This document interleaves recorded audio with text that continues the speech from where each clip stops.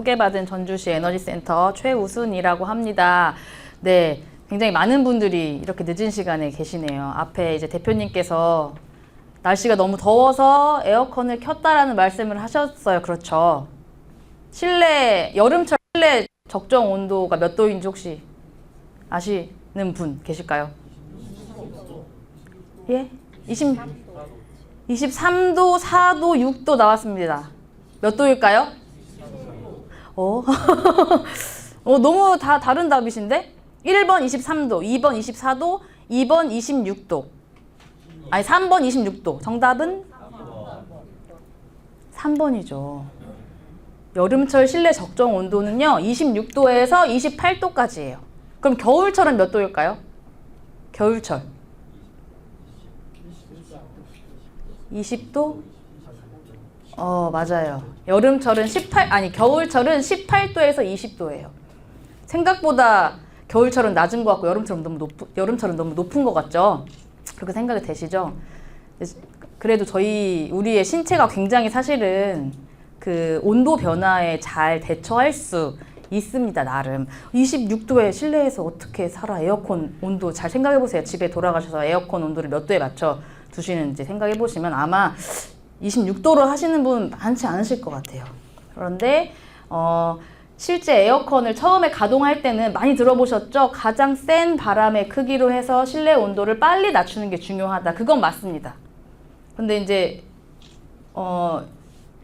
그 실내 온도가 에어컨이 말하는 24도에 도착했어요. 예를 들면. 그럴 때는 사실은 26도로 높이셔서 실내를 쾌적하게 유지하시면서 사용하시는 게 에너지를 덜 사용하는 방법이고, 사실 앞으로 더 더워질 거잖아요. 우리도 적응을 하기 위해 노력을 해야겠죠. 계속 시원하게, 계속 따뜻하게 있을 게 아니라. 그러려면 실내에서 이 실내라고 하는 공간 안에서 우리가 어떤 방식으로 생활을 해야 되고, 이 공간은 어떤 방식으로 만들고 유지해야 되는지가 사실 굉장히 중요합니다. 오늘 그 이야기를 드리려고 합니다. 네. 저는 키도 좀 작고 나름 동안의 모습을 가지고 있지만 애가 무려 3이나 있습니다.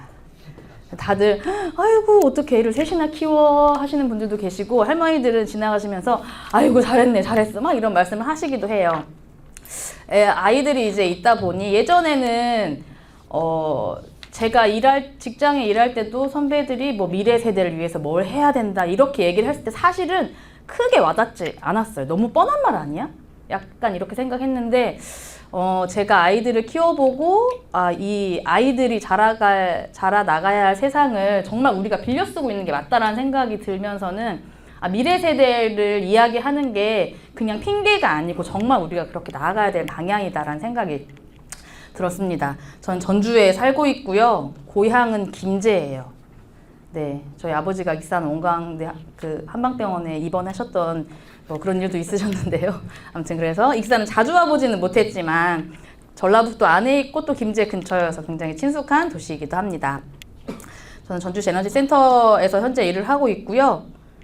네, 이전에 오셨던 임성진 교수님과 전라북도 탄소중립 녹색성장위원회 위원이기도 합니다.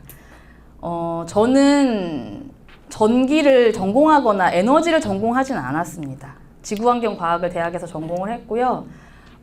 기술적인 부분에서는 전달드릴 게 많이 적을 수도 있겠지만 시민들과 함께 했던 내용들 그리고 어떤 방향으로 나아가야 되는지에 대한 부분들은 이야기 드릴 수 있을 것 같습니다. 앞에서 대표님이 말씀하셨던 전주시 에너지센터의 전경입니다.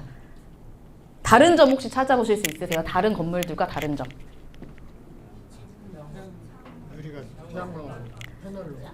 네, 여기 보이시죠? 네, 이 새카만 부분이 태양광 전지판입니다. 창문은 여기에 있어요.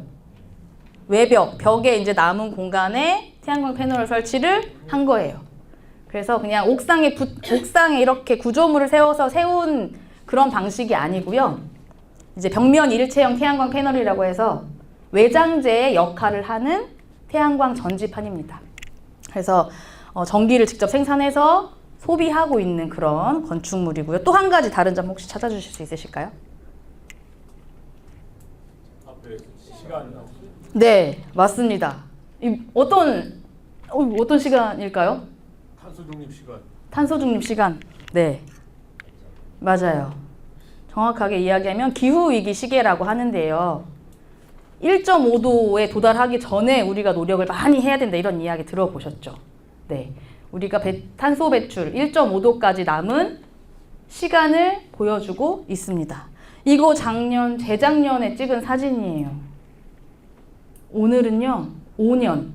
많이 줄었죠? 5년 33일 정도 남았습니다. 네. 시간이 너무나 잘 가고 있어요. 이게 실제 탄소 배출량에 근거한 거기 때문에 코로나로 인해서 경제활동이 줄어들고 사람들의 이동이 줄어들었을 때는 실제 이 시간이 늘어났었습니다. 근데 다시 이제 코로나로 경제 위기가 회복이 되기도 하고 이동이 활발해지면서 다시 기후위기 시계의 시간은 거꾸로 조금씩 줄어들고 있습니다.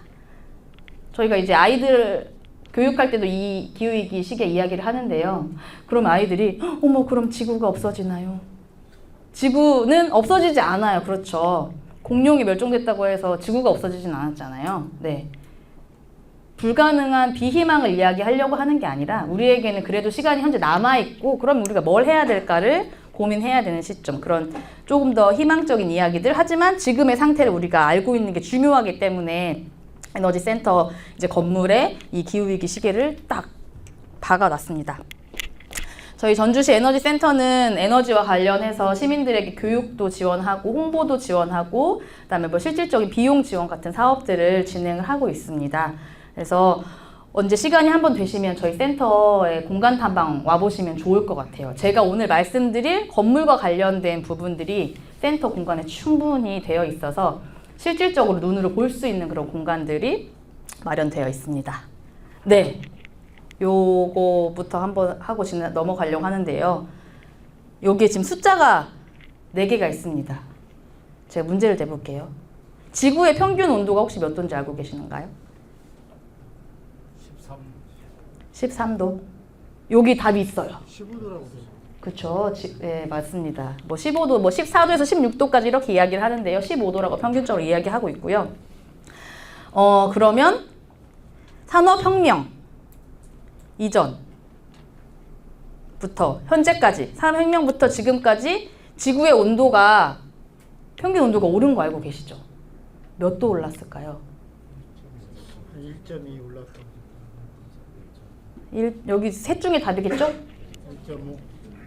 1.5. 1.1도. 네, 맞아요. 1. 왜냐면 저희가 지금 아까 기후위기 시계가 몇 도까지 도달하기까지 남은 시계라고 했죠? 1.5도요. 맞습니다. 1.5도. 과학자들 그리고 2018년도에 파리 기후 변화 협약에서 지구의 평균 온도의 상승 제한을 2.0으로 하자.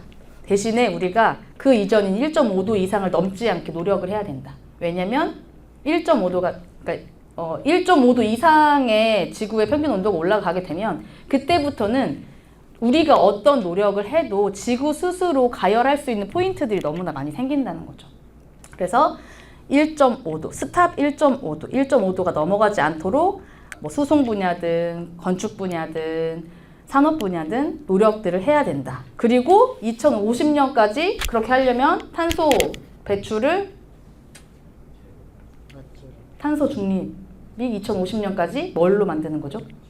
네, 맞습니다. 0으로 만드는 게 사실 실제 배출량을 0으로 만들 수 있을까요? 안 쓰고 사실 수 있으세요? 저희 지금도 이 공간에서 에어컨도 켰고요. 불도 켰고요. 이 마이크도 지금 쓰고 있습니다. 실제 안 쓰고 살 수는 없어요. 대신에 최소화하는 방법들, 기술들, 그 다음에 우리의 습관들을 통해서 할 수 있고요. 어쩔 수 없이 쓰는 것들은 뭘로 흡수해야 된다 이런 얘기 많이 들어보셨죠? 누가 흡수해주죠?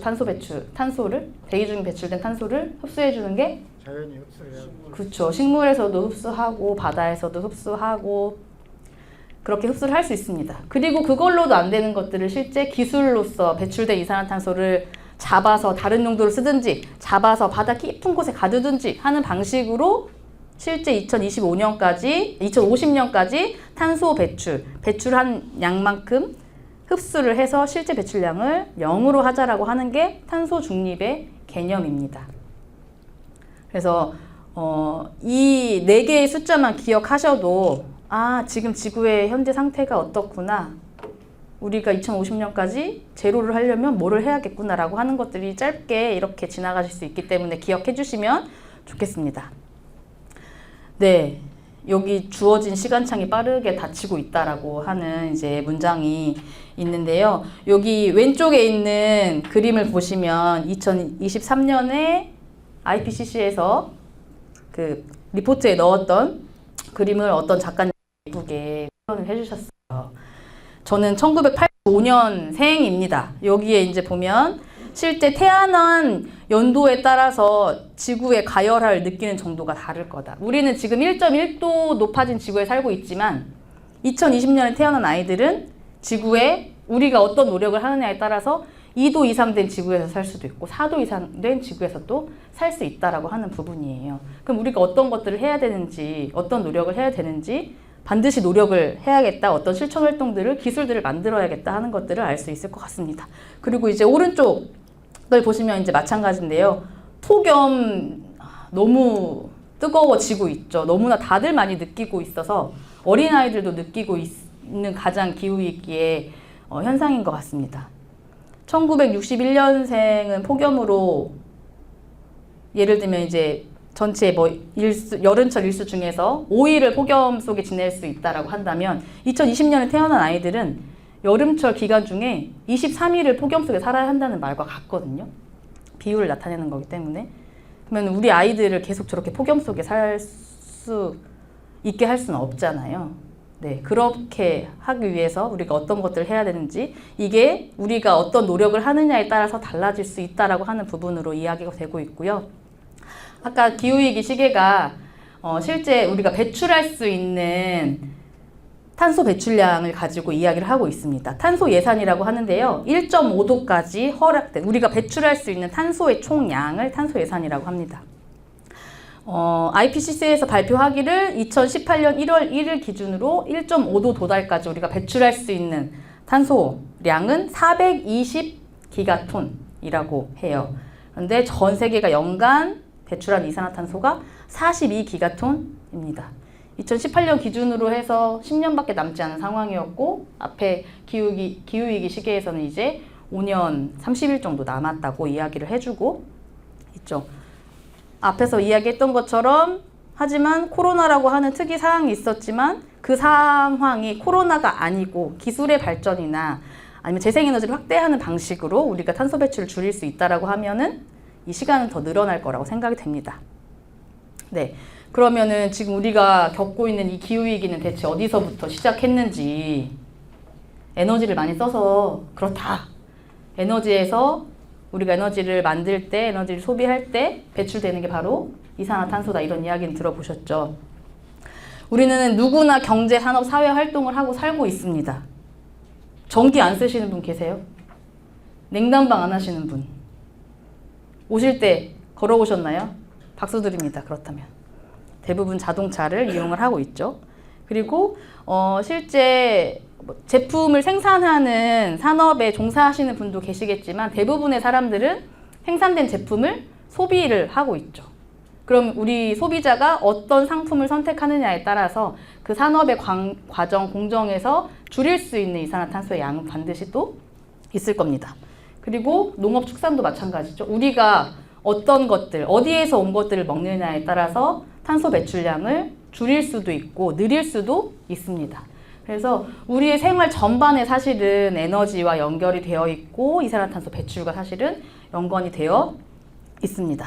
그래서 이 6가지 온실가스의 배출 증가, 6가지의 그 온실가스가 있는데 대표적인 게 바로 이산화탄소입니다. 이산화탄소가 지구온난화 지수는 1밖에 되지 않아요. 이산화탄소를 기준으로 합니다. 메탄은 21배 정도 높고요. 뭐 과불화탄소 이런 애들은 높은 애들은 2,300배 높은 온실가스도 있습니다. 하지만 이제 주로 이야기하는 이산화탄소는 6가지 온실가스 중에서 가장 많은 양을 차지하고 있기 때문이고 대기에 머무르는 시간이 길기 때문입니다. 그리고 온실가스가 늘어남에 따라서 지구의 온도가 올라가는 지구의 지구의 온도가 올라가는 것들이 지금 일어나고 있는 거고 현재 1.1도까지 지구의 평균 온도가 상승했다라고 하는 부분이고요. 지구의 온도가 상승함에 따라서 우리에게 폭염, 가뭄, 홍수를 비롯한 다양한 이상 그 재난 현상들을 저희가 겪고 있는 거죠. 얘를 그럼 줄이려면 거꾸로 가면 되겠죠, 사실은. 우리가 하고 있는 이 경제, 산업, 사회 활동에서 어떻게 줄여나가느냐에 따라서 지구의 평균 온도도 낮출 수 있고 우리가 기후위기로 겪을 수 있는 다양한 재난들을 줄일 수 있다라고 하는 부분들입니다. 이 중에서 특히 오늘은 전기 냉난방 부분에 실제 기여하고 있는 건물과 관련된 부분으로 이야기를 하려고 하고요. 저희가 초등학교 아이들을 대상으로 교육을 할 때도 쓰는 자료거든요.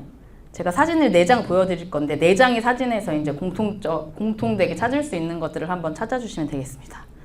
일단 왼쪽 사진은 집이죠, 집. 오른쪽은요? 아파트. 네, 오른쪽도 아파트. 집이죠. 맞습니다. 그럼 다음 사진 한번 보겠습니다. 여기. 익산시청. 익산시청이죠. 여기는요? 시립 보현도서관. 네, 그쵸. 맞아요. 모현 도서관입니다. 이 앞에 2장의 사진과 이 뒤에 2장, 이 4장이 가지고 있는 공통점은 무엇일까요? 건축물. 건축물이다. 사람 이용한다. 사람 이용한다. 창문이 있다라고 이제 이쪽에서 이야기가 나왔습니다. 네. 또 뭐가 있을까요? 다 맞는 말씀 하셨어요. 네. 에너지를 쓴다. 맞아요. 에너지를 쓰고, 자료에, 네. 네. 맞아요. 건축물의 이제 사전적인 의미가 이제 땅에 고정시킨 구조물이고요. 저희도 이제 보시면 이 공간을 한번 보세요.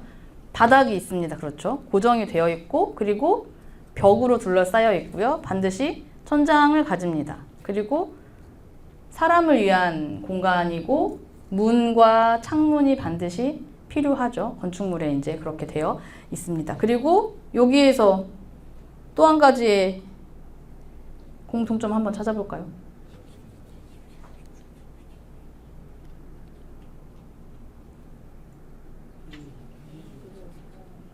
자신 있게 대답하십시오. 여기 자연적인 재료 그래도 여기 나무가 좀 있네요. 다행히. 네. 하지만 이 공간 안에 나무 하나, 식물 하나 없는 것도 사실은 있습니다. 다 인위적인 재료를 만들어진 거죠. 다 석유화학 기본적인 것들이 다 석유화학 제품들로 만들어졌습니다. 그럼 이제 이 공간이 쓸모를 다하게 되면 여기를 구성했던 건축 재료들은 뭐가 되나요? 네, 쓰레기가 되겠죠. 다행히 건축 이제 폐기물들이 잘 재활용이 되는 경우도 있지만 그렇지 않은 경우에는 결국 쓰레기가 될 거고 2020년 기준으로 전 세계의 생물의 총 질량보다 인간이 만들어낸 인공 물질들의 무게가 더 무거워졌다고 합니다. 그 증가는 앞으로 더 빨라질 거고 무게의 총량도 점점점 늘어나지 않을까? 그것들을 줄이는 게 우리의 역할이지 않을까라는 생각이 들고요. 2019년에 전 세계 탄소 배출량 중에서 건설 부분이 38%를 차지했다라고 합니다. 이 건설 부분의 온실가스 배출량에서 의미하는 거는 이 건물에서 에너지를 간접적으로 소비하는 것도 있지만 직접적으로 뭐 석유 난방을 한다든지 등유 난방을 한다든지 이런 직접적인 냉난방을 할 때 사용하는 경우도 있고요. 이 건축의 과정에서 건축 재료의 이동, 그 다음에 건설할 때 만들어지는 것들이 포함되어 있습니다. 2019년에 사상 최고치를 기록했다고 해요. 실제 38%까지를 건축물이 넘긴 적은 없었습니다. 그런데 이제 그 건축물을 잘 생각을 한번 해보세요. 지어진 건축물이 더 많을까요? 짓고 있는 건축물들이 더 많을까요? 네, 지어진 건축물들이 더 많겠죠. 이 산업화의 과정, 경제활동을 잘 하기 위한 그런 과정, 그리고 이 사람들이 잘 거주할 수 있게 하는 그 환경을 위해서 만들어진 건축물들이 실제는 신축으로 지어지는 것들보다는 훨씬 많습니다.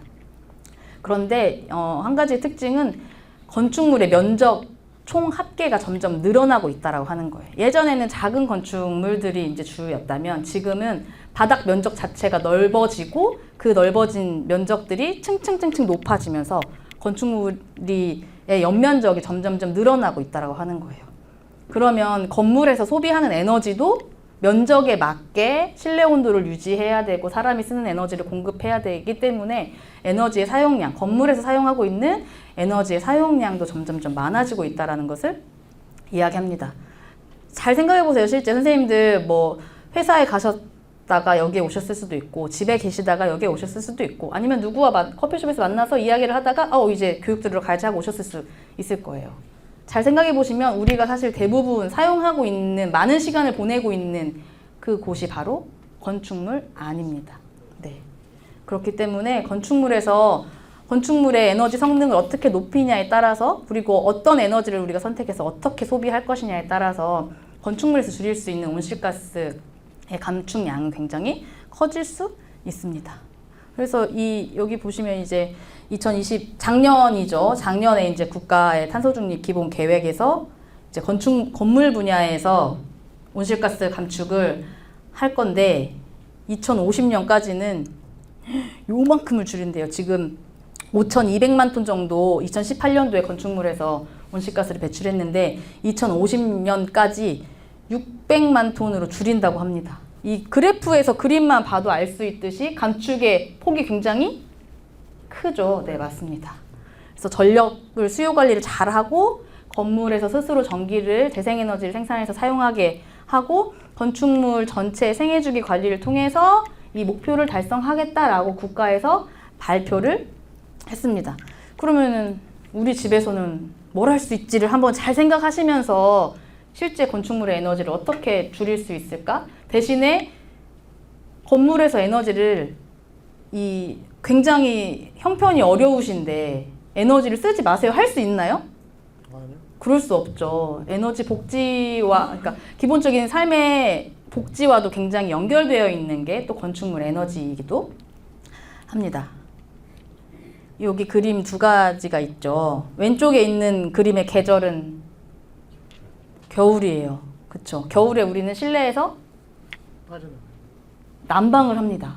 그 난방을 하죠. 따뜻하게 저희가 이제 건축물로 들어가는 이유는 밖이 추우니까 나를 보호하기 위해서 실내로 들어가게 되는 거잖아요. 난방을 해요. 화살표를 한번 잘 보세요. 난방을 하기 때문에 실내에 있는 에너지의 양은 따뜻하게 유지를 하고 있죠. 그럼 이제 실내 온도를 잘 유지하고 있는데 밖으로 빼앗겨야 될까요? 빼앗기지 않아야 될까요? 빼앗겨야 돼요? 실내 에너지를 밖으로? 빼앗기고 있다고요. 빼앗기고 있다고요. 하지만 안에서 우리가 유지하고 있는 것보다 밖으로 빠져나가는 게 더 큰가요? 작은가요? 적죠. 맞아요. 이런 건축물이 돼야 됩니다. 반대로 여름에는 에너지를 우리가 적게 쓰고 있어요. 근데 밖은 더워요. 뜨거운 밖의 열이 실내로 들어오게 된다면 우리는 에너지를 더 써야겠죠. 그럼 여름에는 건물 자체가 시원하게 하면 에너지를 덜 쓰면서도 내가 쾌적하게 지낼 수 있을 거고 겨울에는 에너지를 실내 난방을 따뜻하게 하면서 밖으로 빼앗기지 않게 하는 게 굉장히 중요합니다. 근데 이제 뭐 우풍, 황소바람 이런 거 많이 들어보셨죠? 벽에 단열이 잘 되지 않아서 밖으로 빼앗기는 것들이 굉장히 많은데 그런 부분들을 굉장히 중요합니다. 그래서 이제 여기 그림에서는 이제 건축물의 에너지 효율을 높일 수 있는 방법이 여기 이제 신재생 에너지 기반 제로 에너지 빌딩, 패시브 기술 기반 제로 에너지 빌딩이라고 되어 있는데요. 신재생 에너지 기반이거나 설비 중심의 제로 에너지 빌딩이라고 하면 뒤에서도 이제 설명이 될 건데 예를 들면 건물에서 소비되는 에너지가 100이 필요한데 태양광 붙이고 지열 발전도 하고 하는 것들을 통해서 이제 건축물의 에너지를 줄이는 것. 그다음에 이제 패시브 기술 기반이라고 하게 되면 건물이 기본적으로 가지고 있는 구조 있죠. 건물은 바닥에 고정이 되어 있어야 되고 벽이 반드시 필요하고 창과 문이 필요한데 그런 기본적인 구조들을 단열을 잘 한다든지 고성능 창호를 쓴다든지 하는 방식으로 건물에서 요구하는 에너지 양 자체를 줄이는 게 이제 패시브 기반입니다. 그래서 여기 그림이 잘 안 보이시겠지만 잘 보시면요. 이쪽 집은 태양광도 엄청 이 옆집보다 크고요. 풍력 발전도 있어요. 여기 그리고 이렇게 지열 발전도 하고 있고, 그런데 이 사람은 안에서 이불을 덮고 있어요. 옆에 그림을 한번 볼까요? 태양광 패널도 작고 창문도 이 옆집보다 크지만 바깥에 블라인드가 되어 있고 실내에서 굉장히 쾌적한 옷차림으로 지내고 있습니다. 반드시 설비 중심의 제로에너지 빌딩이 중요한 것은 아니다. 꼭 중요한 것은 아니다라고 하는 설명들을 이 그림을 통해서 알 수 있고요. 그렇다면 우리는 무엇을 어떻게 해야 되는지 한번 보려고 하는데요. 이제 패시브 디자인이라고 하는 거는 방금 말씀드렸던 것처럼 건물이 요구하는 에너지의 양을 최소화하는 방식. 그게 첫 번째, 패시브 기술 적용을 한다. 그 다음에 두 번째는 패시브 기술을 통해서도 줄여지지 않는 것들은 설비의 도움을 받는 거죠. 재생에너지를 설치를 한다든지 고효율 제품을 쓴다든지 하는 방식으로 하고, 실제 에너지 생산까지 하게 되면 내가 소비하는 에너지만큼 소비를 최소한으로 줄이고 에너지를 생산을 해서 실제 쓰는 것과 생산한 양이 0이 되게 하는, 실제 에너지 소비가 제로가 되게 하는 게 바로 제로 에너지 빌딩의 개념이에요. 앞에 탄소 중립 개념하고 사실 굉장히 같습니다. 그래서 제로 에너지 빌딩은 이렇게 이제 쓰는 양과 생산하는 양이 실제 같게 한다라고 하는 개념이고요. 그런데 우리나라에서는 제로 에너지 빌딩 이제 인증을 해주는 인증 시스템이 있는데, 에너지를 20% 이상 그 자립을 하게 돼도 등급을 인정을 해주는 그런 제도를 가지고 있습니다. 하지만 제로 에너지 빌딩을 어떤 방식으로 우리가 획득할 수 있냐, 이 세 가지를 다 획득을 해야 되는데요. 첫 번째는 저희 가전제품에 에너지 효율 등급이 있는 것처럼 건물에도 에너지 효율 등급이라는 게 있습니다. 그래서 면적 대비 이 건물이 얼만큼의 에너지를 쓰고 있는가가 첫 번째예요. 그래서 이 건축물의 에너지 효율 등급은 기본적으로 패시브 기술을 어느 정도 적용했느냐로 봅니다. 그리고 두 번째는 이 건물에서 재생에너지로 전기를 생산을 해야 돼요. 그래서 건물에 내가 쓰는 게 100이라면 최소 20은, 우리나라에서는 최소 20%만큼은 에너지를 생산하는 건물이어야 한다. 그리고 세 번째 조건은 에너지를 최소한으로 줄일 수 있는 기술을 썼고 에너지도 생산을 하는데 에너지를 마구마구 써요. 에너지 관리가 전혀 되지 않아요. 그럼 지속 가능하다고 보지 않습니다.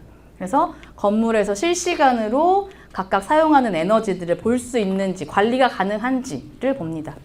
그래서 실시간 원격 검침이 가능한지, 또는 건물 에너지 관리 시스템이라고 하는 시스템이 있는지, 이렇게 세 가지 요소가 충족이 되어야 건물의 에너지 효율, 제로 에너지 건축 인증을 하는데요. 앞에서 제가 에너지 센터 건물 보여드렸죠. 전주시 에너지 센터는 일단 이것들을 설계할 때 기준으로 해서 등급을 이제 마련을 해주는데, 저희가 설계했을 당시에는 40% 전주시 에너지 센터는 에너지 자립을 한다. 그리고 건물 관리 시스템도 있고 건축물 에너지 효율 등급도 1+++ 이상이다라고 해서 실제 제로 에너지 등급 4등급을 받은 건축물이에요. 전주에 저희 건물밖에 없어요. 이게 이제 국가의 제로 에너지 건축물 로드맵이에요.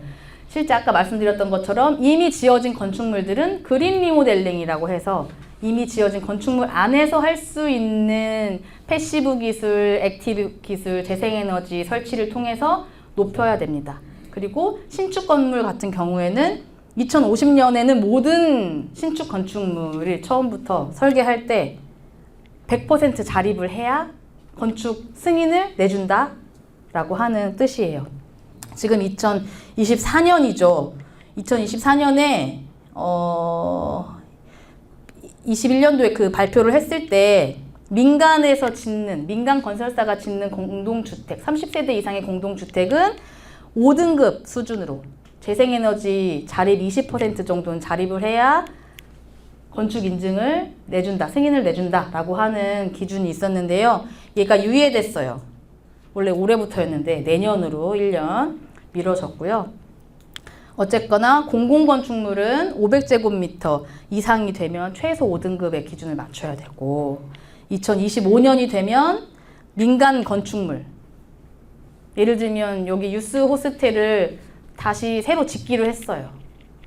연면적이 각 층층의 합계가 1000제곱미터 이상이 되면 민간 건축물이라고 하더라도 제로 에너지 5등급 수준 이상을 맞춰야 신축 건축물의 경우는 인증을 해준다라고 하는 의미입니다. 2030년이 되면 민간의 500제곱미터 이상의 건물일지라도 5등급 수준을 맞춰야 되는 거고요. 그래서 네. 아파트를 많이 짓잖아요. 네. 그럼 아파트도 지금 5등급이야 효과가 나요. 그 민간 아파트 같은 경우에는 세대수 기준이 있어서 세대수가 이제 많게 되면은 맞추게 되어 있고요. 꼭 이 기준이 아니더라도 녹색 건축물 조성 지원법에 따라서 제로 에너지 정도를 충당하는 게 있고 다양하게 건물 안에서 에너지 성능 기준을 별도로 맞춰야 되는 기준들이 사실 있습니다. 그래서 신축 아파트 같은 경우들은 그 최소 조건들 현재는 마련이 되어 있고 그것을 맞추고 있어요. 네. 네, 그래야 허가를 받아요. 그래서 최근에 지어진 아파트들에는 뭐 환기장치나 이런 것들도 잘 설치가 되어 있고 그 다음에 단열도 굉장히 그 법적인 기준에 맞춰서 짓고 있습니다. 그런데 이제 문제는 시공 단계에서 어떻게 하느냐가 사실은 굉장히 중요하거든요. 이제 그런 것들이 잘 감독이 되고 관리가 되느냐가 굉장히 중요합니다. 그렇지 않다 보니까 이제 굉장히 뭐 하자보수가 굉장히 많이 일어나고 있잖아요. 그런 문제들이 그래서 발생을 하는 거고요. 어떤 시공들을 좀 잘 해야 되는지 뒤에서 조금씩 설명을 드리도록 할게요. 그러면은 제로 에너지 건축을 만드는 요소 중에서 이제 패시브의 요소는 어떤 것들이 있는지 여기 지금 6가지가 있는데요. 어색한 단어가 혹시 있으세요? 자연 채광. 너무 많이 들어봤죠, 자연 채광. 외부 차양. 단열 성능 강화 들어보셨죠? 고효율 창호도 들어보셨어요. 기밀 성능 들어보셨나요?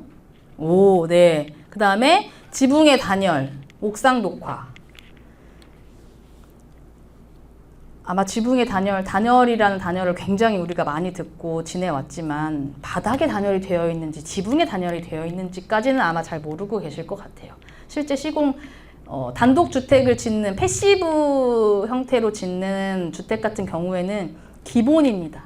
바닥 단열, 지붕 단열 이런 것들이 굉장히 기본인데 사실 잘 되어 있지 않는 경우들이 많아서 하나씩 조금씩 볼게요. 요게 이제 주택의 열 손실도예요. 가장 에너지를 많이 빼앗기는 곳이 어딘가요? 아니 잘 보세요. 숫자가 써 있습니다. 그쵸. 외벽에서 가장 많이 빼앗겨요. 지금 우리 있는 이 공간에서 외벽이 어딜까요? 이쪽 창문. 유리로 돼 있어가지고. 그쵸. 창문인가요? 네. 창문인데 그냥 열수는 없고 그냥 밀폐형. 유리. 밀폐형. 네. 그러면은 이쪽 벽은 외벽인데다가 유리로 되어 있어서 열을 굉장히 많이 빼앗길 거고 뜨거운 열도 굉장히 많이 실내로 받아들이는 조건이겠습니다. 제가 볼 때는. 외벽에서 가장 많이 빼앗기고 그 다음 창문, 그 다음에 지붕에서 많이 빼앗기고요. 바닥으로도 빼앗기고 환기를 할 때도 에너지의 손실이 일어나고 있습니다. 자, 그럼 단열은 내단열, 외단열 많이 들어보셨나요? 실제 이제 외벽에 단열재를 부착해서 단열 성능을 높이는 방식이 이제 단열이라고 하는데요. 여기 이제 보시면 이제 여기 외벽 단열이 있죠. 네. 요게 단열재고 이쪽이 외벽입니다. 왜 외단열이 중요할까요?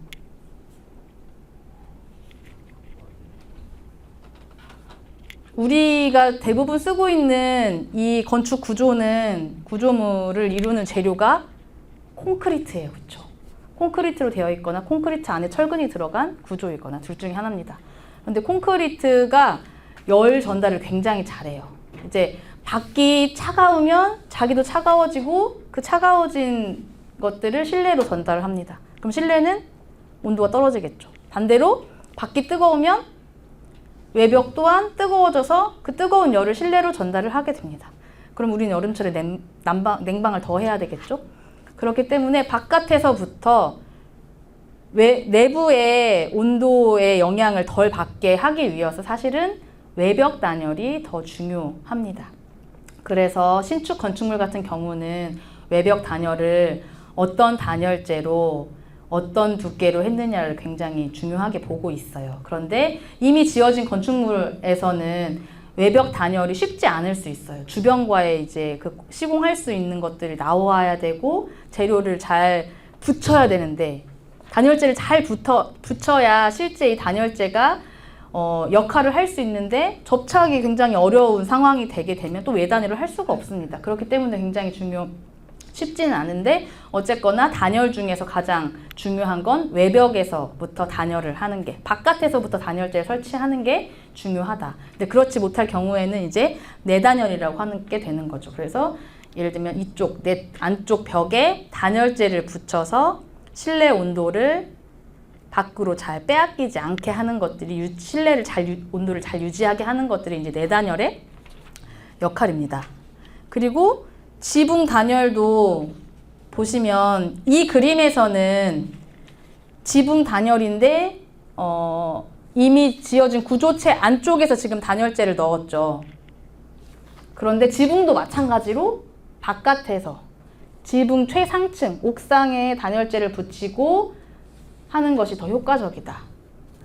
그런 시공들이 실제 없는 이야기가 아니고 현장에서 일어나고 있는 시공 방법들입니다. 그래서 이렇게 보시면요. 어떤 단열재를 써야 되는지 다 법적으로 되어 있어요. 그리고 우리가 사는 전라북도는 서울보다는 따뜻하죠. 그래서 서울보다는 조금 더 낮은 기준을 가지고 있습니다. 제주도는 저희보다 더 따뜻하게 되죠. 제주도는 전라북도보다 단열 기준이 조금 더 낮아요. 그래서 다 이런 기후의 영향이나 이런 것들을 맞춰서 법적으로도 단열 기준이 다르다라고 하는 것들을 알 수 있겠고요. 이게 이제 우리 전라북도에 해당되는 단열 기준이에요. 너무 어렵게 생겼죠. 근데 이제 보시면 이 건물은 주거 시설인가요? 비주거 시설인가요? 비주거죠. 비주거 시설. 네. 그리고 저쪽이 외벽이에요. 그럼 저쪽에 이제 이 건물을 신축할 때 단열재를 얼마나 써야 되는지 보려면 외기에 직접 면하는 경우, 간접 면하는 경우. 직접 면한다. 여기는 공동주택이다, 아니다? 공동주택이 아니다. 그러면은 가나다라의 등급이 있는데 가등급의 단열재를 쓰려면 허용 두께가 몇 미리? 135mm. 13.5cm의 단열재를 설치를 해야 이 건물에 사용 승인을 내준다라고 하는 뜻이에요. 그럼 여기 보시면은 가나다라가 있는데 두께가 라로 갈수록 커지고 있습니다. 그러면 가나다라 중에서 단열 성능이 좋은 거는 어떤 단열재일까요? 라? 가. 맞아요. 가가 되겠죠. 성능이 좋을수록 단열재를 조금만 붙여도 되는 거예요. 단열 두께 낮출 수 있는 거예요. 그렇기 때문에 가부터 라까지 있지만 사실 가의 열 전도율이 가장 낮기 때문에 얘의 성능이 더 좋다.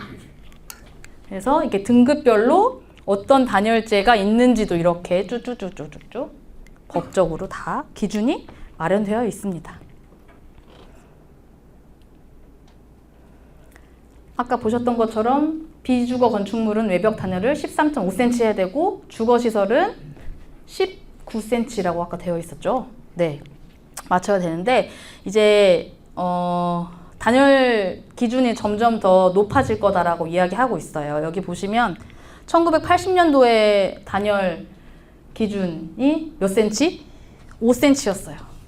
그럼 우리 집이 예를 들면 1979년도에 지어졌어요.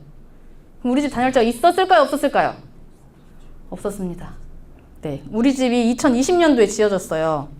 그러면 2000년도에 지어졌어요. 그럼 우리 집의 외벽 단열은 몇 cm였을까요? 저기로 가면 그때도 5cm죠? 네, 조금 올랐겠네요. 근데 2018년도에, 2020년도에 지었어요. 지금 아직 더 상승되지 않았습니다. 저기 맨 마지막 끝점을 이제 보시면 현재까지는 이제 네. 보시면 점점점 강화되고 있는 것들을 알 수 있어요. 그러면은 이전에 지어진 집들의 에너지 성능은 높다, 낮다? 낮다. 그러면은 이미 지어진 기축 건축물들의 에너지 성능을 높여야 된다. 라고 하는 게 나오는 거고, 그래서 이제 공공 건축물들은 그린 리모델링이라고 하는 것들을 통해서 공공에서 먼저 선도해 나가자라고 하는 이제 그 과제를 가지고 현재 진행이 되고 있습니다. 그리고 이제 민간 건축물의 경우는 이런 에너지 성능 개선을 하는 시공을 할 때 이자를 지원해주는 사업이 이제 작년까지 있었는데 올해부터는 없어졌어요. 그래서 이제 국가에서 지원해주는 제도는 현재는 없다라고 하는 부분들이 있죠. 이미 지어진 건축물. 선생님 뭐 어떤 거 질문하시려고 하셨나요? 아까 가나 다라 그 뭐야 단열 등급에 등급. 따라서요. 근데 여기는 등급 없이 400 밀리미터로 해놨으니 거기에서 좀 제가 헷갈렸어요. 아, 그 두께는 어느 등급의 두께인가? 네, 이거는 가 등급의 이제 기준이라고 보시면 돼요. 네. 그리고 네. 아까 그래서 아까 200 그렇게 있는데 그 각각의 두께의 차이 등급에 따라서 이 두께도 탈락일 거라고. 맞아요. 근데 맞아요. 선생님 말씀하신 것처럼 이 표는 가등급에 이제 기준한 두께다라고 하는 거고, 2025년까지 강화 40mm까지 400mm까지 강화될 예정이지만 2018년 이후로 이제 법적인 상황이 달라진 것은 현재는 없는 상황입니다. 네. 이제 단열재의 종류를 간단하게 설명드리려고 하는데요. 저 핑크색 단열재 보셨나요? 아이소 핑크라고 많이 들어보셨죠? 네. 저 친구는 습기에 굉장히 강해요. 그래서 사진 보시면은 바닥 단열재로 많이 쓰이고 뭐 내단열이나 외단열에도 많이 쓰이고 있긴 합니다. 오른쪽에 있는 사진 비드법 1종, 2종 되어 있는데 저거는 우리가 잘 알고 있는 스티로폼입니다. 스티로폼 단열재고 비드법 1종과 2종이 색깔이 좀 다르죠. 2종이 조금 더 어두워요. 2종이 단열 성능이 더 좋습니다. 그리고 단열 성능이 좋을수록 두께가 얇아지기 때문에 물론 비용도 가등급으로 갈수록 더 높습니다. 네. 그래서 요즘엔 저렇게 하얀색 스티로폼을 잘 쓰고 있지 않아요. 그래서 만약에 이렇게 길 가시다가 건축 현장에 단열재들이 막 쌓여 있는 거 보실 텐데 요즘에는 아마 저런 흰색 스티로폼보다는 저 회색의 그 단열재를 더 많이 쓰이고 있는 상황이고요. 여기에 보이는 단열재는 유기질 단열재예요. 기본적으로 석유화학 제품이라고 사실 생각하시면 됩니다. 그래서 굉장히 불이 났을 때 잘 타지 않아야 되는데 잘 타기도 하고, 네, 유독 가스도 만들어냅니다. 최근에 이제 몇 년 전부터 이제 외벽 단열재가 벽을 싹 타고 올라가서 화재가 굉장히 크게 발생한 경우들을 많이 뉴스에서 보셨죠, 뉴스에서.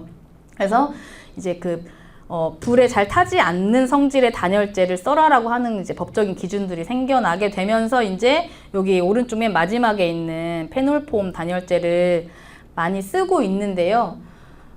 특히 저 단열재는 직접 이 호흡기와 직접적으로 닿는 곳에는 쓰지 않아야 된다고 전문가들이 이야기하더라고요. 그래서 요즘에 그린 리모델링 굉장히 공공건축물 많이 이루어지고 있는데 어린이집이나 뭐 노유자 시설, 그러니까 그 시설에 실제 되지 않도록 잘 감시하는 것도 중요한 역할일 것 같습니다. 그 다음에 이제 무기질 단열재인데요.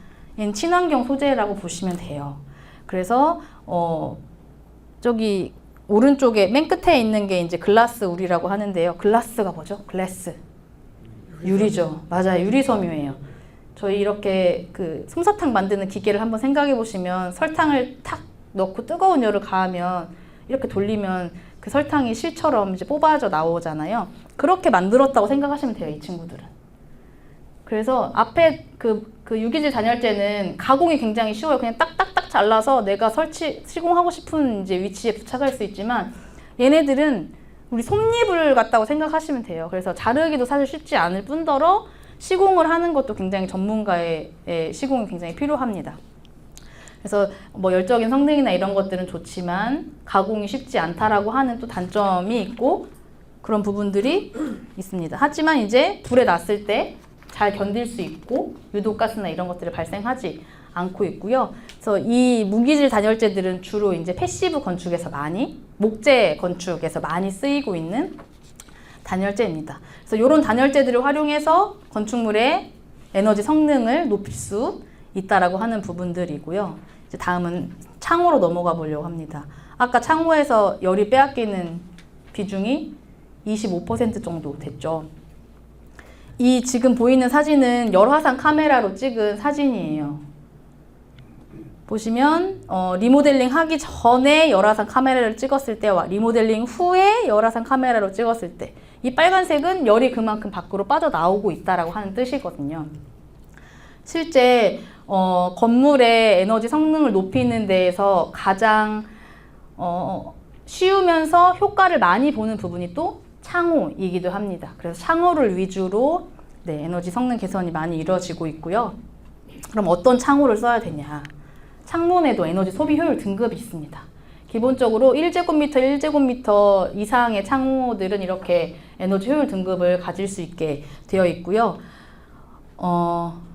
보시면 그 단열 성능과 함께 기밀이라고 하는 성능이 창호에서는 굉장히 중요하게 이야기되고 있습니다. 그리고 이제 여기서 이야기하는 고성능 창호라고 하는 부분들은 기본적으로 시스템 창호를 이제 기준으로 생각하시면 됩니다.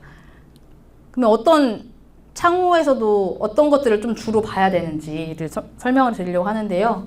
창문을 이루는 게 창문에 프레임이 있고 그 프레임 안에 들어있는 유리가 있습니다. 예전 건물 생각해 보시면 저희 친정집도 알루미늄 틀에 이제 유리가 되어 있고 목재 테두리를 이제 가지고 있는데요. 요즘에는 알루미늄 창호는 잘 쓰지 않죠. 대부분 PVC 플라스틱 창호를 사용하고 있습니다.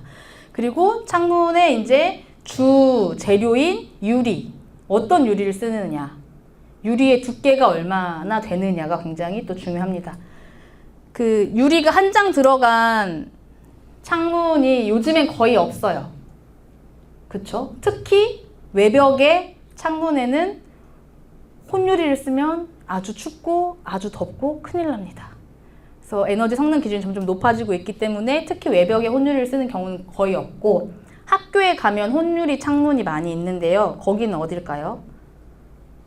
이렇게 복도. 네.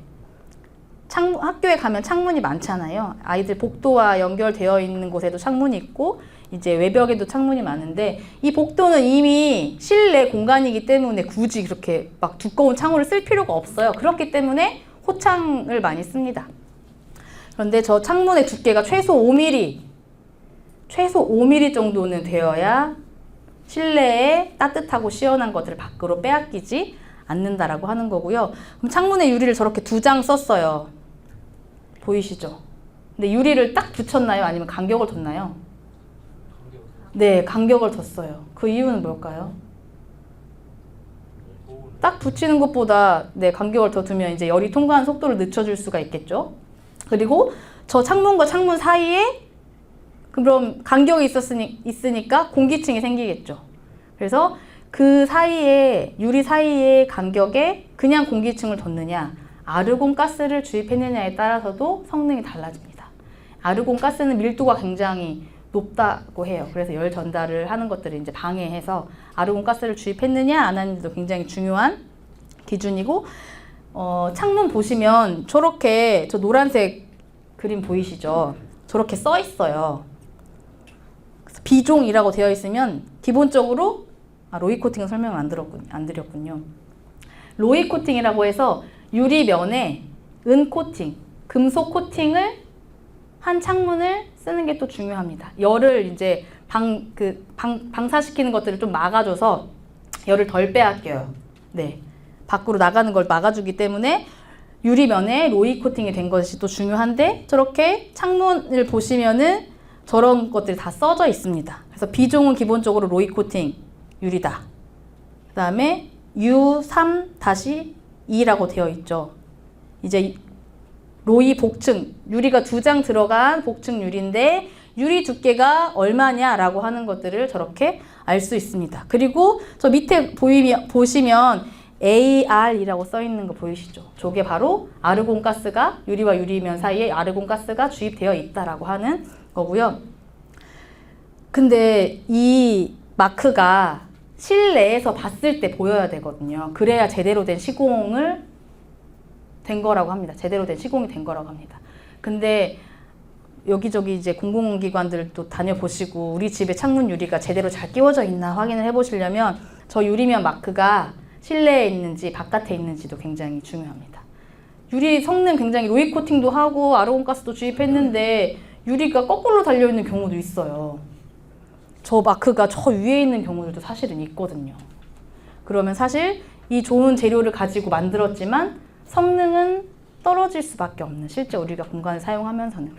그래서 여러분들이 이런 것들 알고 계시면 우리 집 창문 바꿀 때 유리 시공 잘 해주세요 확인할 수 있잖아요. 우리 창문 바꿀 때 로이 코팅 되어 있는 걸로 하고 싶은데 아르곤가스 주입된 걸로 창문 바꾸고 싶은데 그런 창문은 견적이 얼마나 될까요? 이렇게 고성능 창호로 쓰는 것들을 우리가 자꾸 소비자가 원하게 되면 이 일반 시장에서도 그런 제품들을 더 권할 수 있을 겁니다. 이미 그래도 창호 시장은 많이 이런 에너지 성능 개선이 높은 것들로 되어 가고 있지만 이런 소비자들이 더 요구해야 되는 부분일 것 같습니다. 그리고 이제 요게 이제 기밀 시공에서 쓰이는 제품들이에요. 여기 보시면 네, 건물에 보시면 여기는 지금 크게 배관이 지나가지는 않는데요. 콘센트, 벽을 뚫어서 콘센트도 만들어야 되고 벽을 뚫어서 창문도 설치해야 되고 문도 넣어야 되고 배관도 지나가야 되고 저 기둥도 사실은 그렇잖아요. 근데 저런 틈새로 사실 빠져나가는 것들이 굉장히 많다. 근데 이제 이런 기밀 제품을 사용해주면 저 틈새를 완벽하게 메워주기 때문에 단열재의 성능도 높일 수 있고 빼앗기는 에너지도 줄일 수 있습니다. 여기를 한번 볼게요. 그래서 이렇게 창문을 시공할 때 실제 기밀 테이프를 주변에 싹 둘러서 마감을 저렇게 딱 해주는 거죠. 이제 보통 그 벽면과 창문 사이를 메울 때 우레탄 폼을 많이 쓰잖아요. 물론 우레탄 폼이 기능이 떨어지는 건 아니에요. 그런데 이 단열 테이프들이 그 성능이 더 오래 갑니다. 그래서 우레탄 폼으로 해도 좋고 한 다음에 한 번 더 기밀 테이프로 막아줘도 좋고 이런 방식으로 하게 되면 얘가 이제 건축에서 그 차지하는 비용이 크지는 않지만 효과가 굉장히 가성비가 좋다고 하죠. 그런데 다 지어진 상황에서 또 기밀은 할 수가 없어요.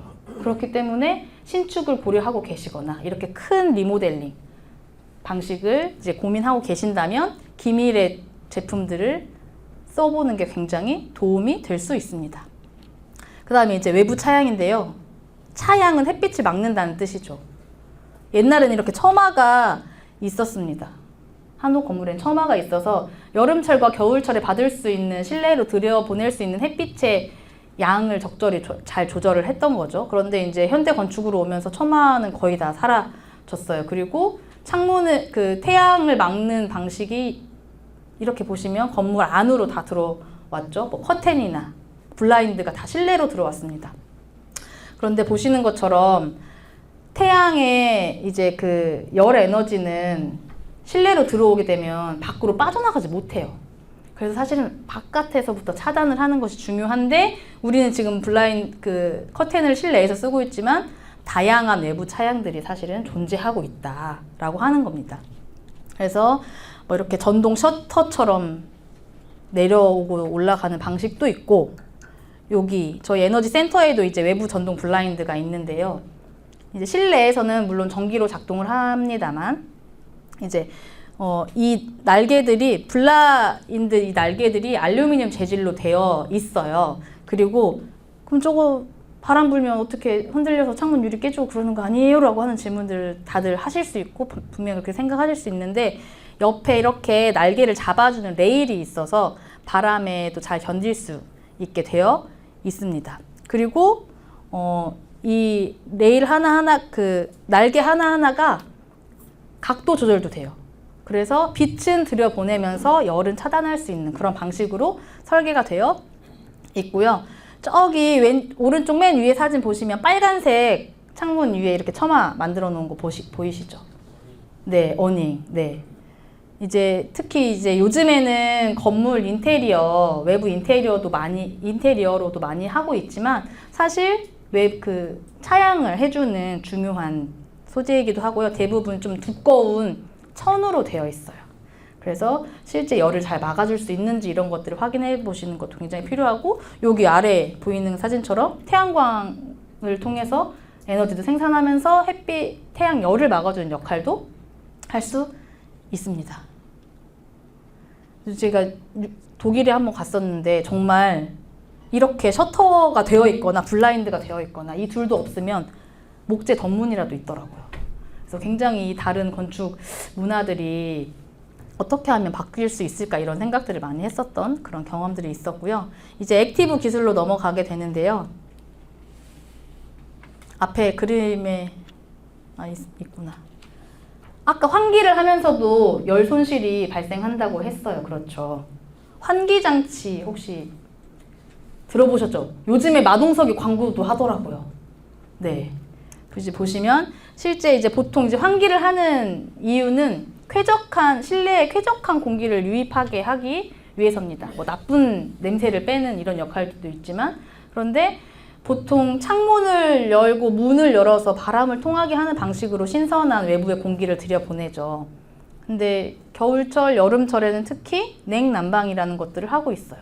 그럼 이제 환기를 하게 되면 열을 빼앗기고 밖에 있는 뜨거운 공기를 들여보내는 방식으로 에너지를 더 많이 써야 되는 그런 상황이 생깁니다.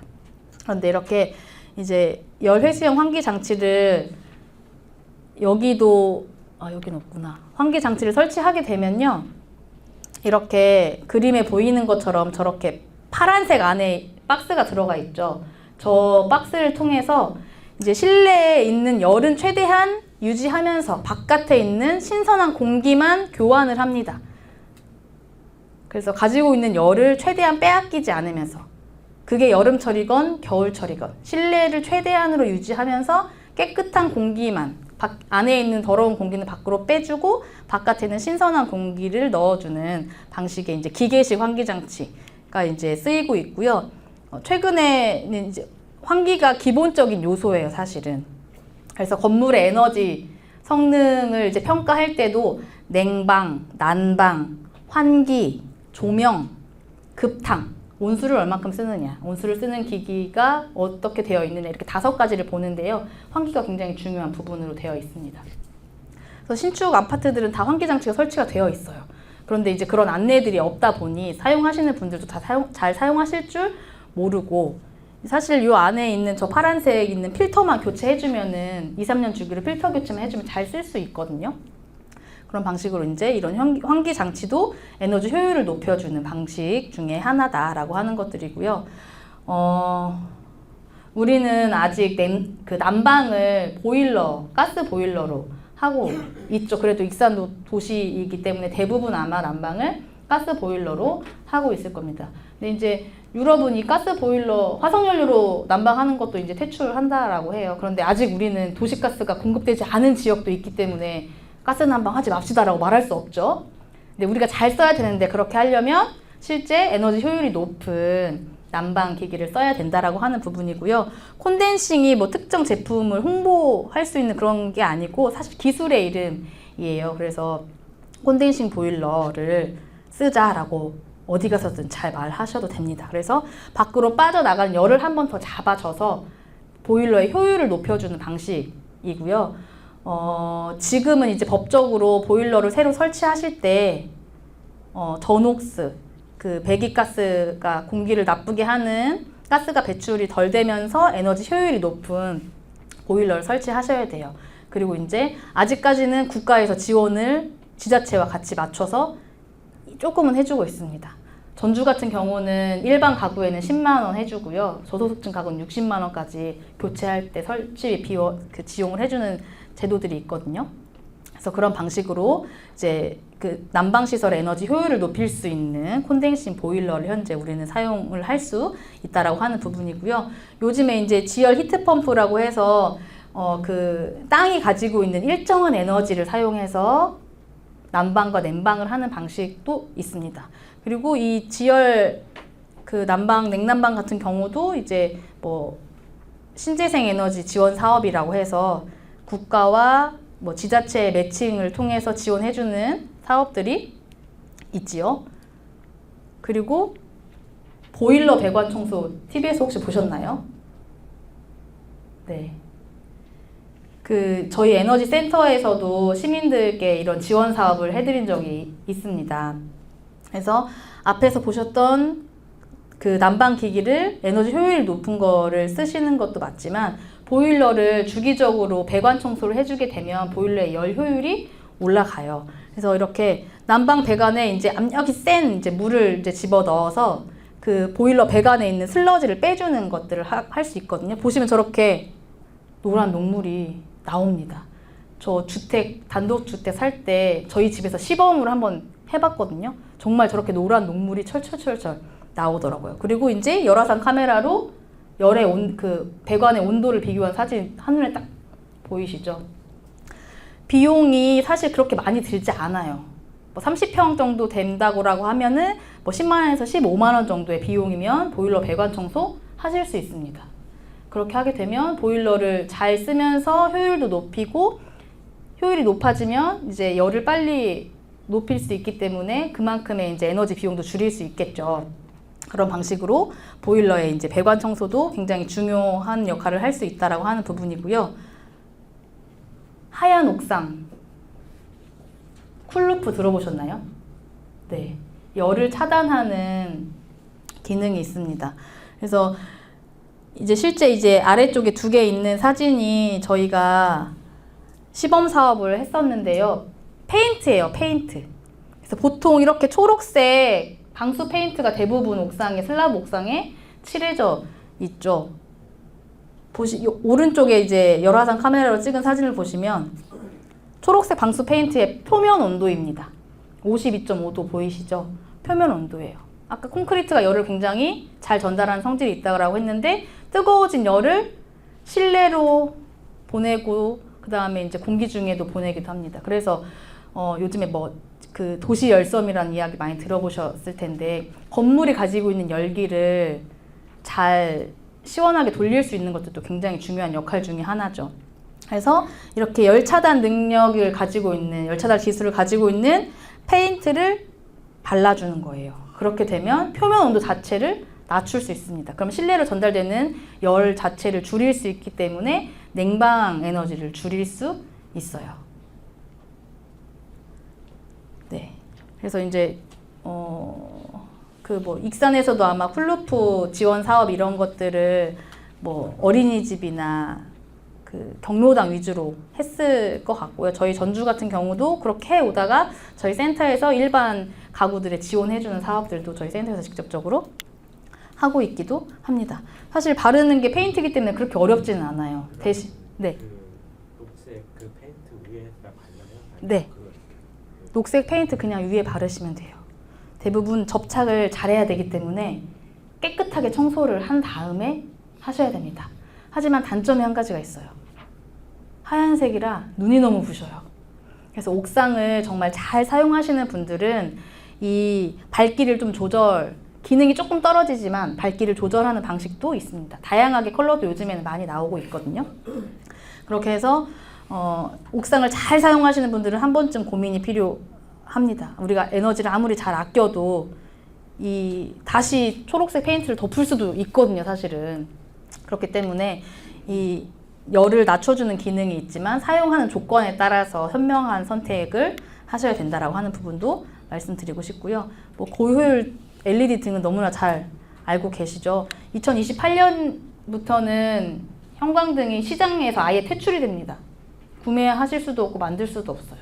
그렇기 때문에 혹시나 아직 형광등을 가지고 계신 건물이 있다면 네, 빨리 전환하시는 게 좋을 것 같고요. 이제 에너지 관리 시스템이라고 했던 부분이 실제 건물의 층층에서 어떤 에너지를 쓰고 있는지, 뭐 전열을 쓰고 있는지, 어떤 것들을 쓰고 있는지 이런 것들을 잘 사용량을 파악해서 이제 중앙 제어도 가능하고 실제 얼만큼의 에너지를 사용하기 때문에 어느 정도 줄이자라고 하는 목표도 세울 수 있고 관리가 가능한 게 바로 에너지 관리 시스템이고요. 건물 에너지 관리 시스템이고요. 현재는 10,000제곱미터, 연면적 10,000제곱미터 이상의 건축물에 설치 의무화가 되어 있어요. 근데 여기는 10,000제곱미터 안 돼요. 여기도요. 제가 보기에 안 될 것 같아요. 이런 건물들에는 설치 의무 대상이 아니기 때문에 아예 설계할 때부터 고려 대상이 아닙니다. 에너지 센터도 건물 에너지 관리 시스템이 있지만 설치 의무 대상도 아니고 리모델링 할 때 그런 것들을 누가 잡지도 않아요. 하지만 시민들에게 보여질 수 있는 건물 에너지 효율과 관련된 부분들이기 때문에 저희가 이제 이런 부분들이 꼭 필요하다라고 해서 넣었던 부분들이고요. 비용이 사실 굉장히 전층의 에너지를 다 한 서버에서 관리하고 볼 수 있어야 되기 때문에 사실 구축 비용이 꽤 들어가는 부분이기도 합니다.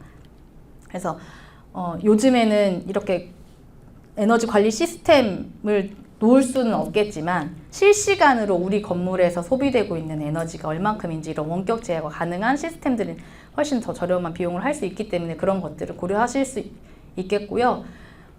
이제 아파트 같은 경우는 AMI라고 해서 실시간 전력량계를 설치를 하게 되면 15분 단위로 내가 쓰고 있는 에너지를 이제 볼 수 있는 그런 시스템들이 있어요. 근데 공동주택은 전체가 통으로 해야 되기 때문에 그런 부분들의 이제 체크는 필요한 경우들이 있습니다. 그리고 이제 태양광에 대해서 어떻게 생각하실지 모르겠는데 저희가 생각하는 에너지 센터에서 생각하는 도시에서의 재생에너지 확산에 기여할 수 있는 부분은 사실은 저희는 태양광이라고 보고 있거든요. 그래서 건물 자체에서 재생에너지, 아리백을 해야 되는데 가장 적합한 게 현재는 태양광이다라고 저희는 생각을 하고 있고 태양광이 어느 정도의 경제적 이익을 주고 온실가스를 절감할 수 있는지 이런 부분들을 저희가 이렇게 표로, 그림으로 만들어서 시민들에게 교육도 하고 홍보도 하고 있는 자료이기도 한데요.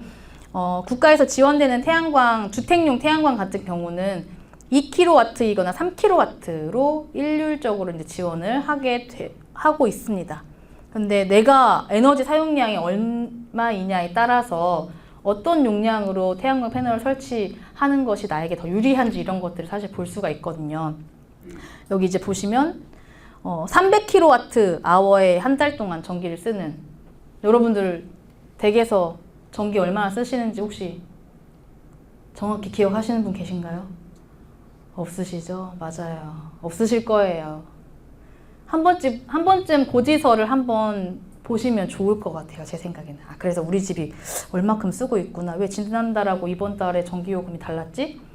사실 우리나라는 뭐 전기요금이 높지 않은 나라 중에 하나죠. 네. 그러다 보니 에너지 사용이나 효율에 대한 부분들의 인식이 조금 낮기도 한데 여기 보시면 300kWh의 전기를 쓰는 집에서 월 납부해야 되는 전기료가 55,540원이에요. 근데 2kW 용량의 태양광 패널을 설치하게 되면 옆에 보시면 패널 한 장의 사이즈가 대부분 유사한데요. 2m, 가로 2m, 세로 1m 이렇게 생각하시면 돼요. 근데 옛날에는 뭐 300W 이랬는데 요즘에 기술이 좋아져서 같은 사이즈지만 용량은 커지고 있습니다. 근데 이제 한 패널이 하나에 500W니까 2kg를 설치하려면 4장을 설치를 해야겠죠. 네.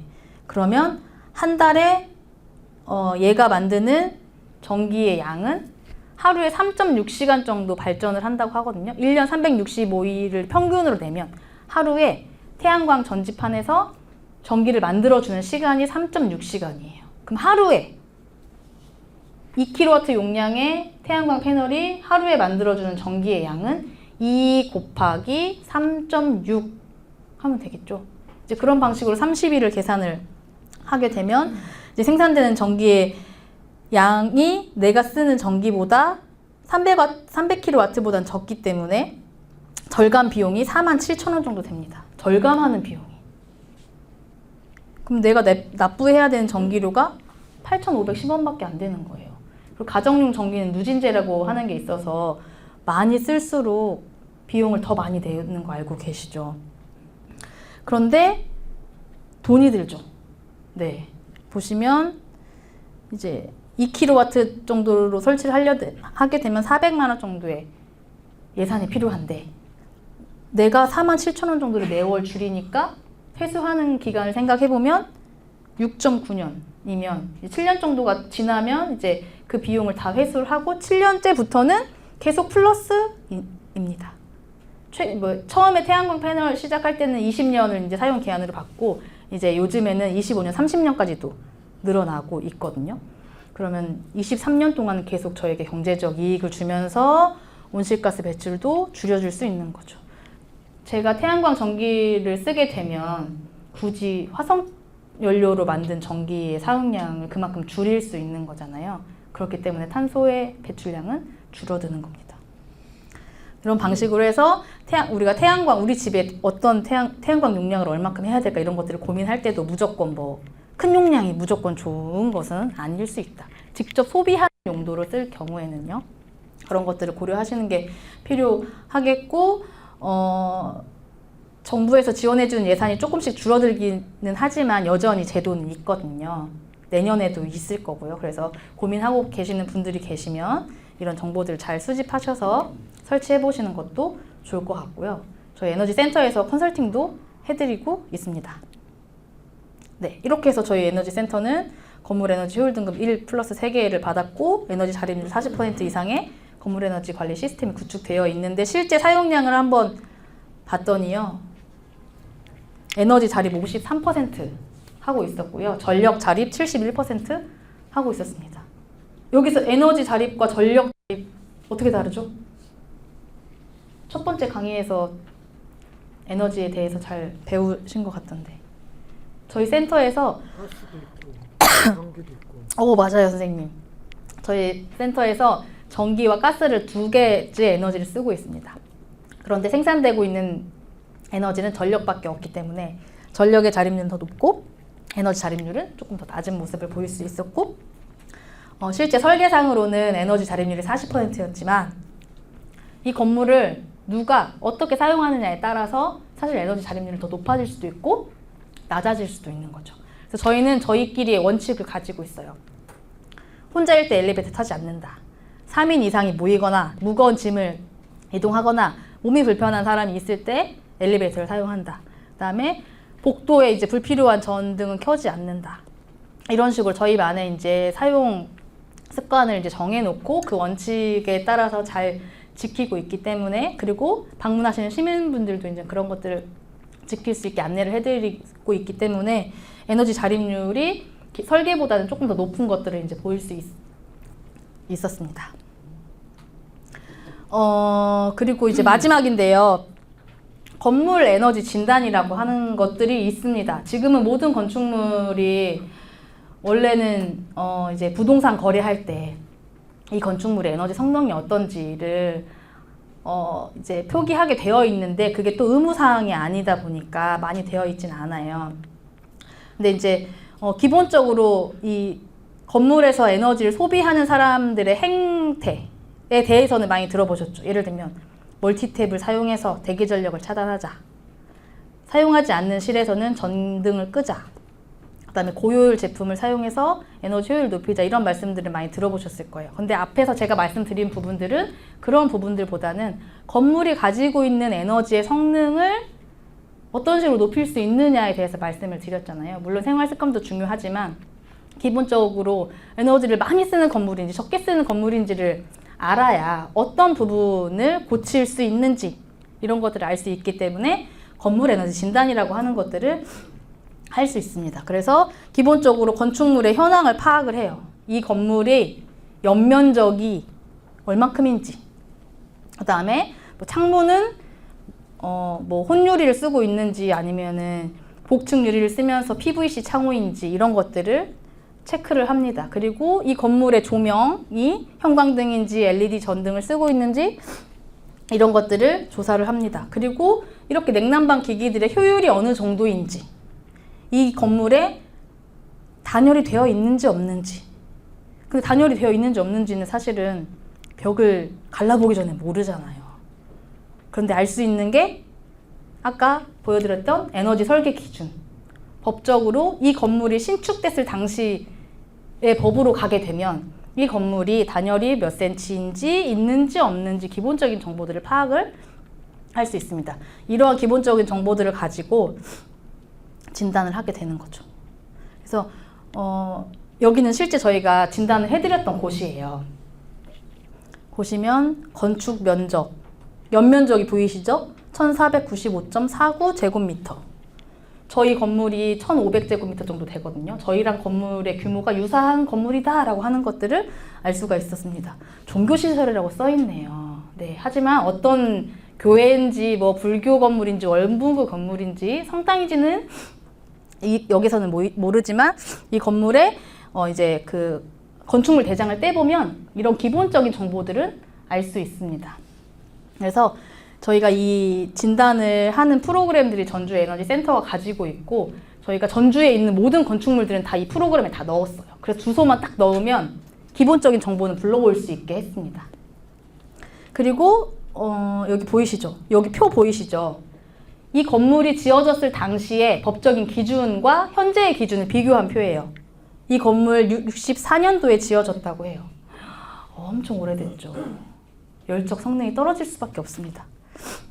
그래서 보시면 이제 열 관리율 기준으로 외벽은 이 건축 당시의 연도로 봤을 때 1.04의 이제 열 관리율을 가지고 있어야 되는데 현재 기준은 0.24로 굉장히 낮죠. 그러면 외벽의 단열을 굉장히 보강을 해야겠다라고 하는 것들을 표로 알 수가 있습니다. 창호 같은 경우 한번 보세요. 열 관리율이 6.10인데 지금 현재 건축 기준으로는 1.5밖에 되지 않습니다. 그러면 여기가 만약에 이 건축물 대장 기준으로만 보게 되면 창호가 한 번도 교체되지 않았으면 창호를 교체하게 되면 성능이 높아질 수 있겠구나라고 하는 것들을 이제 알 수가 있는 거죠. 그러면 이제 여기는 그냥 지금의 현재 상황을 분석해 놓은 거고 저희가 이제 현장에 직접 가서 창문도 보고 냉난방 기기들도 보고 이런 것들을 다 체크한 다음에 현재의 기준과 맞춰서 얘를 높이려면 성능을 높이려면 근데 이제 무조건 법적의 이 건물이 그런 컨디션이 되지 않는데 현재 기준을 무조건 맞출 수는 없잖아요. 그래서 여기 옆에 개선 부분 보시면 창호를 이제 뭐 로이 코팅하고 아르곤 가스 넣어서 창틀도 PVC로 하고 열교 차단대도 넣고 공기층 두께도 이제 이렇게 기준을 넣어서 창호를 개선을 하고 그다음에 여기 난방 보이시죠? 저기 지금 난방 보시면 이제 COP가 이제 난방의 이제 에너지 효율 숫자인데 3.5에서 4.0으로 높인다. 그다음에 조명 같은 경우에는 밀도가 낮으면 낮을수록 사실 에너지 사용량은 적어요. 그런데 너무 어두워서 생활을 하기 불편하면 안 되잖아요. 그래서 저런 조명 같은 경우도 이제 그 용도에 따라서 밀도를 맞춰야 되는 기준들이 있습니다. 그런 것들을 이제 했을 때 9.0으로 얘는 좀 너무 낮으니까 좀 오히려 좀 높이자. 이런 것들을 이제 했을 때 이 건물의 실제 기존 지금 갖고 있는 에너지 형태와 앞으로 바꿨을 때 앞에서 이야기한 것들 창호를 바꾸고 냉난방 기기의 효율을 높이고 조명의 밀도를 좀 높였을 때 이 건물에서 실제 어느 정도의 에너지를 줄일 수 있는지를 이제 분석해드린 값입니다. 여기 보시면 여기는 에너지 비용까지 다 들어가 있잖아요. 저희가 사전에 다 받았어요.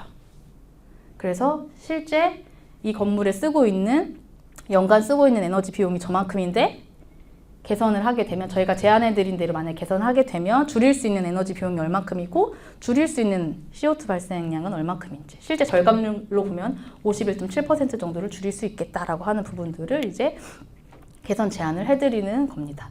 그러면 실제 내가 어떤 부분을 해야 되는지 막막했는데 이런 건물 에너지 진단을 하게 되면 우리 건물이 단열이 좀 부족했구나, 창문이 지금 문제가 있었구나 이런 것들을 파악을 할 수가 있는 거죠.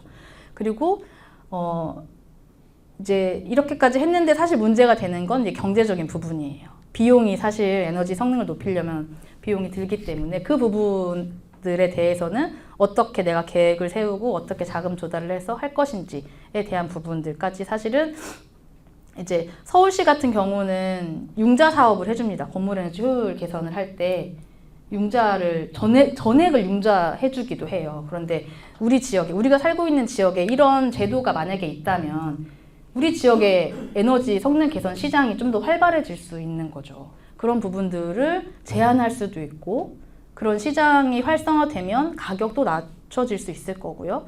이런 것들을 아는 것이 굉장히 중요하다고 생각합니다. 다 끝났는데요. 이제 제가 방금 말씀드린 부분은 건물의 에너지 효율과 관련된 부분이었죠. 근데 앞에서 표에서 봤던 것처럼 우리는 사회생활도 하고 경제생활도 하고 산업활동에 이제 물건을 사기도 하고 다양하게 사실은 에너지와 관련된 활동을 하면서 이산화탄소를 배출하고 있는데 어떤 부분에서 내가 무엇을 하면 줄일 수 있는지 제가 하고 있는 것들이거든요. 육식 줄이고 있고요. 원래 별로 안 좋아해요. 얼마나 다행인지 모르겠어요. 그리고 저는 자연농 꾸러미를 합니다. 경운을 하지 않고 화학 비료를 쓰지 않으면서 농사를 짓는 분들에게 한 달에 2번씩 1차 농산물, 장류 이런 것들을 받아서 먹고 있어요. 그들을 지원하는 역할도 하지만 실제 저탄소 음식을 먹고 있는 부분들도 하고 있습니다. 그리고 가급적이면 지역에서 난 먹거리를 식재료들을 구매하려고 하고 있고요. 음식물을 줄이기 위해 노력하는 부분도 농업축산으로 볼 수 있겠죠. 그리고 원래 차가 2대였는데 차를 한 대 팔았고 한 대로 지금 전기차를 구매해서 남편과 쓰고 있습니다. 그래서 오늘 퇴근할 때 출근할 때는 같이 했고 퇴근할 때는 저 혼자 타고 왔어요. 네. 그렇게 하고 있고요. 그 다음에 일회용품을 안 쓴 지는 사실은 굉장히 오래됐어요. 저는 이제 전주 지속가능발전협의회라는 곳에서 센터에서 일하기 전에 일을 하면서 너무나 그게 당연해서 사실은 남들도 다 그렇게 하고 있는 줄 알 정도로 사실은 그게 익숙했었거든요. 그리고 사실 이 강의 장소에 이렇게 종이팩으로 물이 있는 것도 사실 얼마 되지 않았습니다. 아직도 탄소 중립 무슨 포럼 하면서 생수병 놓는 데들도 굉장히 많거든요. 네. 그런 이제 조금의 의식의 차이지만 어떻게 하느냐에 따라서 굉장히 크게 차이가 날 수 있다고 생각합니다. 분리배출도 잘하고 있고요. 멀티탭도 사용을 잘 하고 있습니다. 그리고 요즘에 데이터 사용하면서 전기 사용하는 양 굉장히 많이 늘어나고 있다 이야기 많이 들어보셨죠. 이메일 함을 휴지통에 넣고 휴지통 비우기까지 하셔야 네, 데이터를 쓰면서 우리가 배출하는 이산화탄소를 줄이는 방법입니다. 그래서 사무실에서도 한 번씩 뭐 월요일은 이메일 비우는 날 이런 것들 한번 해보셔도 좋을 것 같아요. 그리고 1등급 가전제품 이용하고 있고요. 이제 다음 강의가 시민햇빛발전 협동조합 연합회에서 이제 오실 텐데 전주에는 시민햇빛발전소가 있어요. 공유 부지에 시민들이 출자한 금액으로 발전소를 세워서 전기를 생산하고 판매한 금액을 시민들과 공유를 하는 이익 공유를 하는 에너지 협동조합이 있어서 저도 거기에 이제 조합원으로서 깨끗한 에너지를 생산하는 데 조금 기여하고 있습니다. 그리고 이제 잘 못하는 부분이 겨울에 내복 입는 것과 겨울철 실내 적정 온도 18도에서 20도 아이들 키우면서 사실 할 수도 있는데 그게 저에게는 굉장히 어려운 부분이기도 하고요. 그리고 소비를 좀 줄이는 것들. 이제 가급적이면 새 제품을 잘 사지 않지만 정말 꼭 필요한 물건인가 이런 것들을 실천하는 것도 아직은 갈 길이 좀 멀지 않았나라는 생각이 들고 저도 조금 더 노력이 필요한 부분이라서 이렇게 우리가 배출하고 있는 다양한 분야들에 무엇을 하고 있는지 저런 것들을 줄이려면 내가 누구와 어떤 활동을 할 수 있는지를 한번 고민해 보시면 그냥 이렇게 이론적으로 듣는 것보다 일상에서 할 수 있는 부분들이 더 많아지지 않을까라고 생각하면서 이 말은 스웨덴에 이제 청소년 운동했던 그레타 툰베리 학생이 한 거거든요. 한 말이거든요. 그래서 일단은 뭔가를 해봐야 방법도 찾을 수 있고 함께할 사람도 모을 수 있기 때문에 마지막 페이지를 이렇게 하고 마치도록 하겠습니다. 감사합니다.